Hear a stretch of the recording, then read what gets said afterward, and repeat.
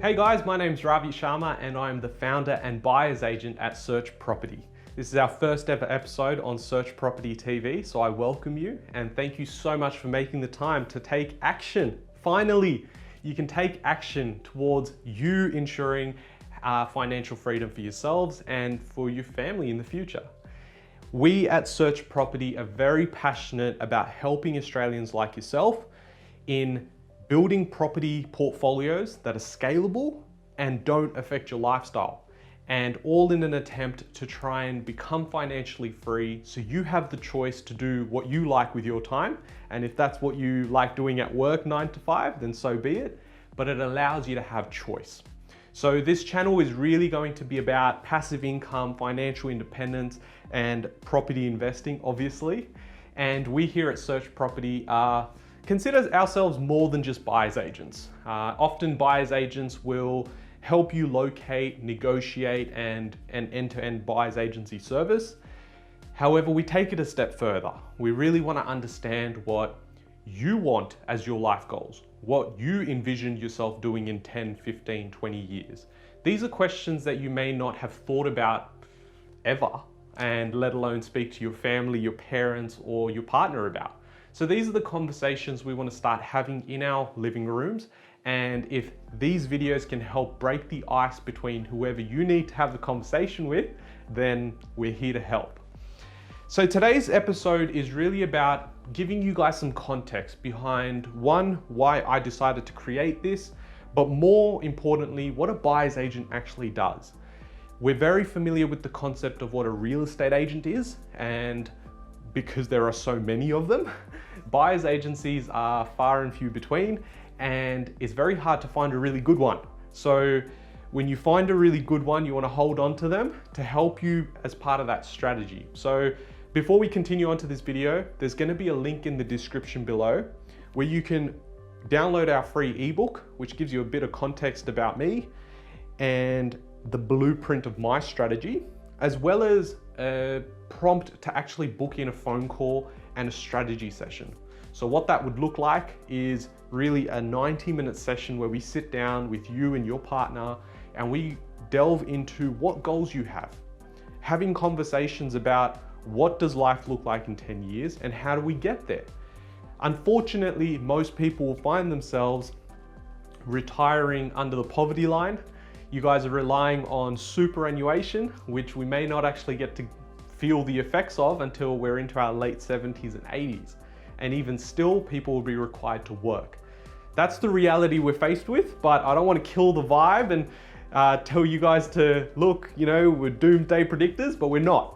So I really want to kick off into this video about what a buyer's agent is, and put simply, we work for the buyer. So we represent you. So if I was to go to my handy whiteboard, my writing is atrocious, so hopefully as part of this whole journey, it actually improves. But you would be familiar with a real estate agent. Hopefully you can read all that. Now, this is the concept that helps a vendor, right?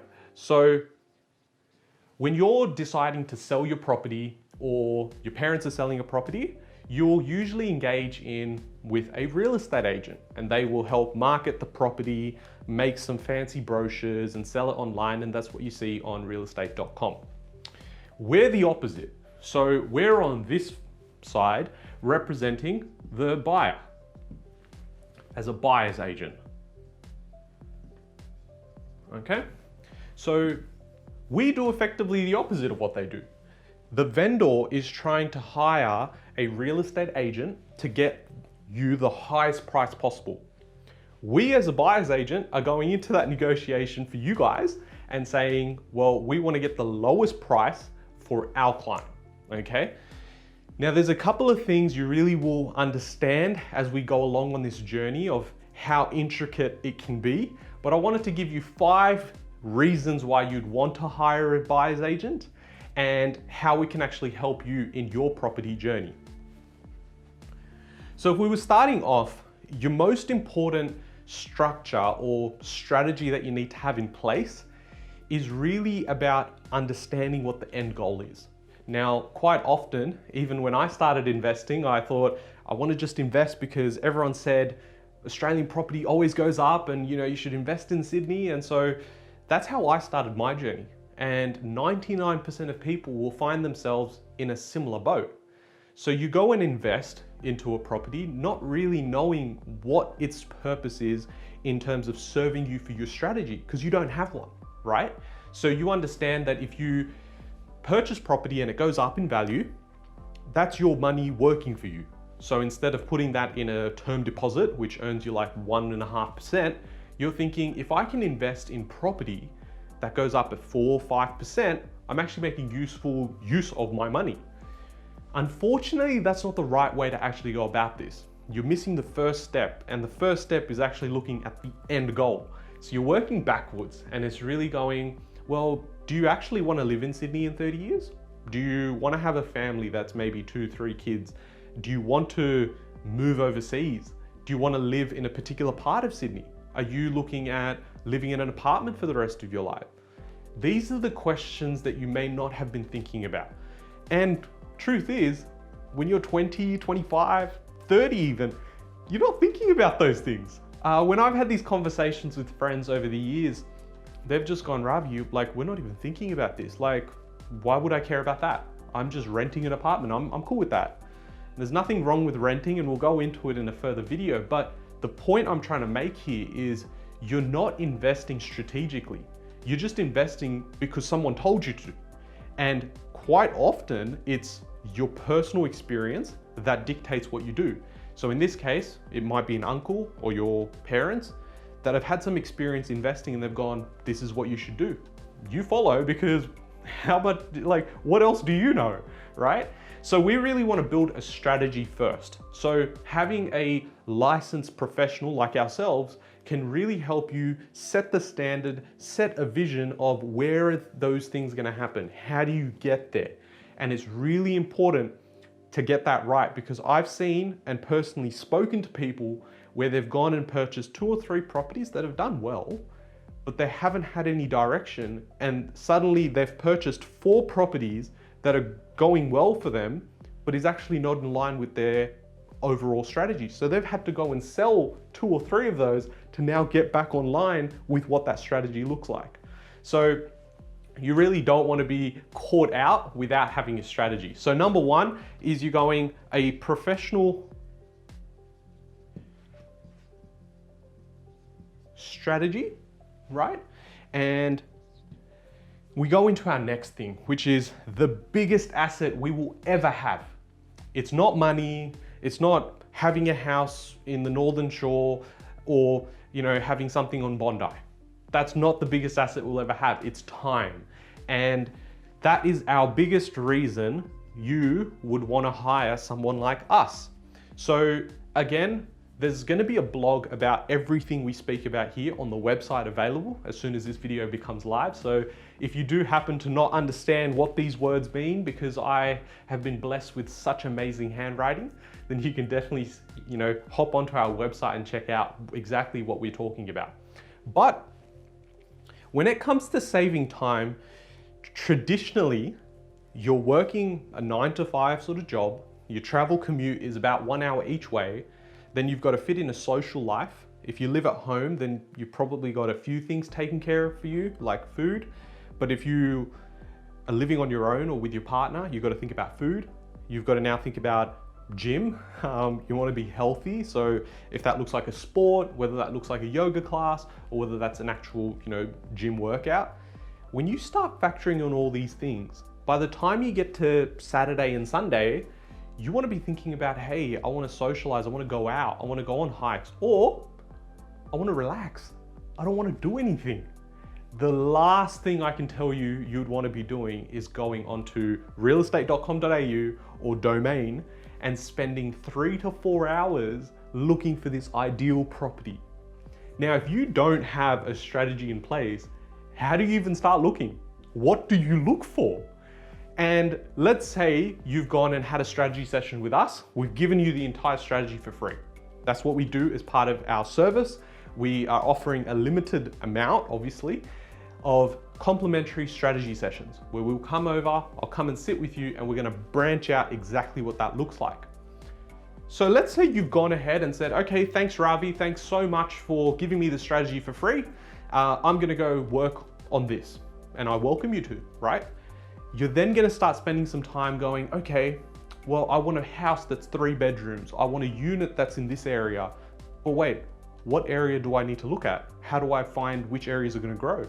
Because past performance is not an indicator of what the future holds. If you had bought property in Western Australia, I know it's maybe you don't have so many viewers from Western Australia, but you purchase a property in Western Australia thinking we've had such a good time, everything's moving up, why would it stop? So I'm gonna invest now. And if you would invest at the wrong time, you'd actually be in negative equity 8 years later, right? So it's not always about understanding what's happened so far, it's about what's gonna happen. And there's speculation, and it doesn't matter what anyone says. It doesn't matter if you're the best buyer's agency in the world, you cannot predict what will be the future performance of any suburb. You can indicate which one will perform better than others. There is evidence there with research that will prove that better streets or better properties on particular streets, better properties in particular locations, if they're facing north or if they're facing south, there is evidence of those things, and that's what we can help with. So when it comes to saving time, it's not just you hopping on and going, oh my God, okay, look how many properties there are, I can buy any of these. It's understanding that is just such a small piece of the puzzle. And when you actually get into research, we're looking at how many days has it been on the market? Is that the average of what the suburb looks like? Has that been reducing? What are the trends looking like? What's the vacancy rate look like? And these are just a little taste of how many indicators we have when we're looking at securing the best investment property for yourself. It's the same thing I do. And if everything works out, all the indicators look great, I would literally sit there and ask myself, if I had the money to purchase this property right now and it was in line with my strategy, would I purchase it? And if I wouldn't purchase it personally, then I would never require you guys or ask for you guys to purchase it. So that's where we go with saving time. Now, research. Some would say this and this would work hand in hand, and it does. But when we go into research, there's reports, there's articles that we have access to that you may not. And when we get into research, we're talking more about our relationships with these agents. We have a relationship with the agents that we're talking to on a regular basis. So for instance, I'll give you a hypothetical situation. Let's say there's a property available, right? And it's in a desired location, so there are a few people interested. So you guys give them a call and you say, okay, it works with the numbers, I really want to purchase this property. So you go ahead and contact the real estate agent. That's the first time this real estate agent has ever heard from you, doesn't know anything about you, and you're expecting the real estate agent to give you information like, hey, why is the vendor selling? Hey, can you tell me why it's still on the market? Have there been any other offers? You can ask those questions, but are you going to get the most truthful answer? Before you answer that, let's shift over to what we do at Searchproperty. This is probably the 5th time in the last 3 weeks this real estate agent's heard from me personally. And we've spoken about this property, we've spoken about a few others in the area, and we've been continually having conversations. Now this property comes up and I've picked up the phone. Hey Fred, you've listed this property. Can you tell me a bit about it? What's the vendor's motivations? How long has it been on the market? Why are they looking at selling now when they tried to sell it last year? Because I can see that they tried to sell it in April last year, but it didn't sell. Why was that? I'm gonna have a better chance, or anyone for that fact is gonna have a better chance than you getting that information out. Why? Because we have a relationship. So it's building relationships with agents.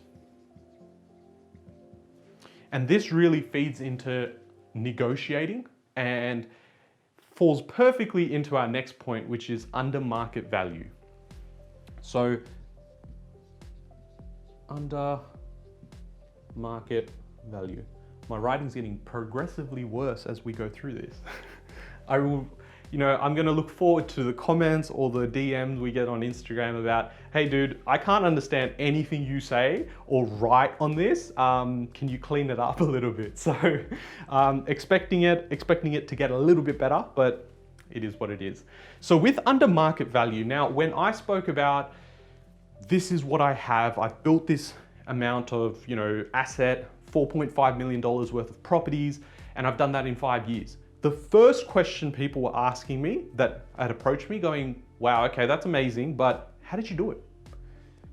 There must be a secret, because how were you making so much money to be able to get a deposit to go into your next property and have everything grow in a particular way?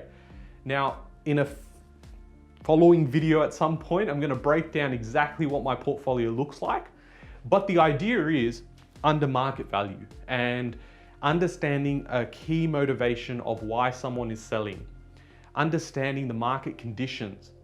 I prefer to be buying at a market that's rising or about to rise versus most people and what they're doing, which is buying at the top of the market, which is the peak. So just quickly, because I'm on a roll here, is we often talk about a property cycle, okay? The property clock. So you would talk about 12, and this would be 6, 9, and 3. So just as a normal clock, okay? This up here is the peak of the market. So Sydney 2017, right? We're at the peak of the market. Everyone wants to buy property. It's the easiest job to have was become a sales agent, and people would come to you to buy property. Then 2018, APRA comes in and they've reduced the lending conditions. So we suddenly go from here through to here, which is a declining market, and then we're at the bottom of the market. So when we're at the bottom of the market, this is where houses are put on sale, but they take long periods of time to actually sell. They take a long time to actually get any sort of interest, and when people do get interested in the property, they're often offering money that's below the listed price. Up here, which is now where we're about to enter with Sydney, we're there now, is we're in this section, okay? So over here, you could list a property for 700,000 and it's probably selling for 730 because there's 12 people wanting to buy this property, right? Now, something you may not know is when a property is listed online at say 720, that's a guide. That doesn't mean you offer 720, you will get the property, right? So what I'm trying to get you to understand here is it's not so much about timing the market, it's just looking at areas that are in this sort of area rather than this area. You definitely don't want to be buying in that area, which is a declining market, because we won't go into too much depth, but if you purchase something at the top of the market, right, at 600,000, and it's a declining, right, there's not enough sort of steam left there, you could potentially in 3 to 6 months, when you decide I want to get equity out, could actually be gone backwards because houses in the area have now just sort of tapered off. They're not selling for 600 anymore. There's not enough competition. Everyone's moved to another hotspot, right? That's what you don't want happening because that's the opposite of buying under market value. Now, traditionally, if you go into a market that's hot, right? And I often say hot spots. I don't like that word, but you get into these heated markets, 10 people are going for this property. Now it's listed for 700. Based on our research, we're finding that it's actually not worth 700. We're saying it's actually worth 680, okay? So we're going in, we're having this conversation with the real estate agent, just play out how this sounds. Hey, real estate agent, look, you've listed the price at 700. I firmly believe it's 680. Obviously leveraging our relationship and telling them why I think it is. They're gonna turn around and be like, Ravi, thanks so much for giving me a call and I understand these things, but we've got 12 other guys. The vendor wants the best price possible. That's what I got hired for. So as much as I may even agree with you, I can't sell it at 680 when there's 12 others willing to pay 700. So suddenly these guys are happy paying the 700 and those are the deals we're walking away from really. We're going, cool, we know the value 680. We're pricing in where it is in the property cycle and where it's about to go. So you suddenly find yourself buying here at 700, 6 months later, it's actually worth 670. because it's gone down in value, or 680, and now you're left with negative 30K. So not only does that mean for 6 months you can't buy again because of the negative equity, even if you had the savings and you went to the same bank, they're gonna say, well, your property dropped in value, so you need to actually allow us more security for the next purchase. We'll understand the mechanics of it in a further video where I can go into a bit more detail. But effectively, we want to be purchasing here where markets have got some economic spending from the government. They've got some real good projects coming in, but they're really not really featured in the media. As soon as you see something featured in the media or in a newsletter or in one of those property magazines, I would not be touching it, because you've got to think there's a majority of people now looking at the same market. So suddenly, even if they weren't looking, that night they're going on realestate.com and looking at that area, right?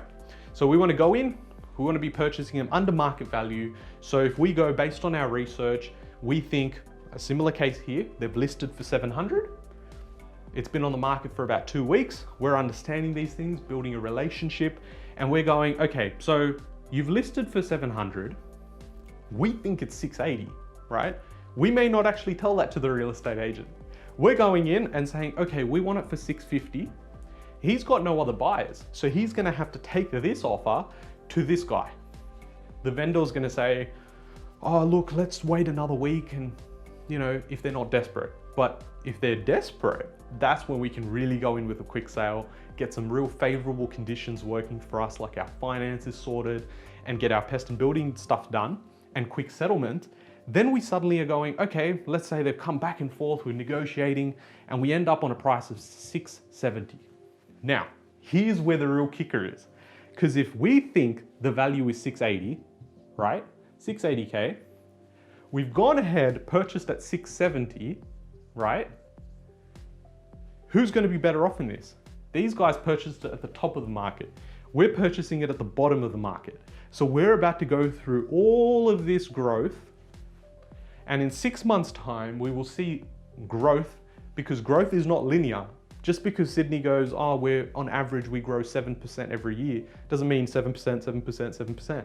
It means that they grew 14%, they maybe came back 7%, they went up 3%, the year after they went 10%. It's not linear. So that's to do with demand. It's to do with how the governments actually go in and provide stimulus in those areas. But we go in 670, we bought it under market value, so we've got instant 10K. We then go and ride the market for 3 to 6 months. We come back, we find that it's actually grown, and now we have an extra 50K in there. So what we do with that is we go, let's extract that, bam, into our next house. I'm gonna draw you a house here, because my drawing skills are better than my writing skills. And that's effectively how you can leapfrog from 1 to 5 to 10, depending on what your strategy is. Your goal may not be the same as my goal. My goal is definitely not the same as someone else's goals. And so people need to get out of the mentality that, oh, I need to have more properties. You can just buy cheaper properties. Or you go, I really want a high-end property. Well, then you're gonna have one and you can't service it. So whoop-de-doo, you own a property in Bondi, but you can't actually do anything with it, and it doesn't actually serve your purpose, right? So it really comes down to a strategy that we can help you with. We save you time by researching and building these relationships with agents. And then we're going into the market, batting for you. We are working for you guys. So it's having a professional on your side, and you don't want to have to go through this. You're not a professional in property. You don't sit there and spend 30 hours a week doing these things. This is what we do. And so when you really look at what are your fees, and when we discuss that, you're gonna see the understanding of how this concept works and this under market value stuff. That's when you're gonna realize the true value of what we're doing and how much it can put you further ahead. What I've built in my portfolio is amazing in the sense that it's not easy to do, especially with the lending conditions we've had in the last 5 years.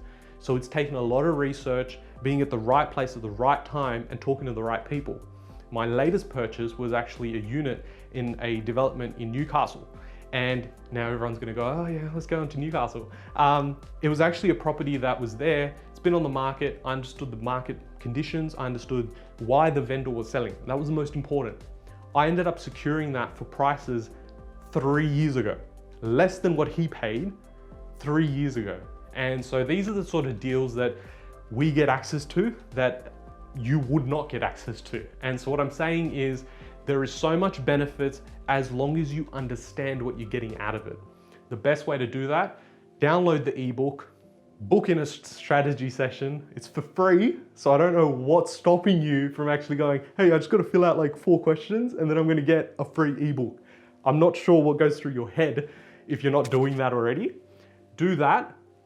Look forward to more videos like this so you can get some education behind it. And I'll look forward to catching you in the next video. Thanks, guys.